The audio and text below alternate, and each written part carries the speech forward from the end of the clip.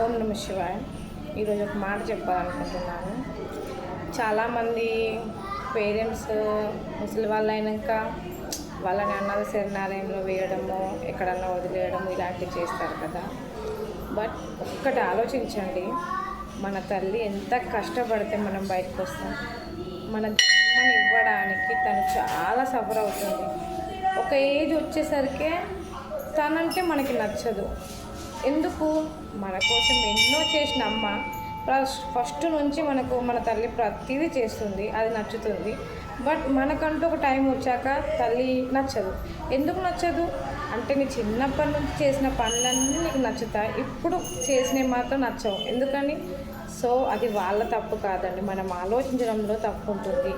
So దానివల్ల తల్లికైనా తండ్రికైనా ఎప్పుడైనా value ఇవ్వండి. వాళ్ళనంటూ తక్కువ చేసి మాట్లాడకండి, తక్కువ చూడకండి. ఎంత ఇచ్చినా, ఎన్ని కోట్లు ఇచ్చినా, ఎంత చేసినా తీర్చుకొని ఏదైనా ఉండదంటే అది మన తల్లి రుణం మాత్రమే. ఓం నమ శివాయ.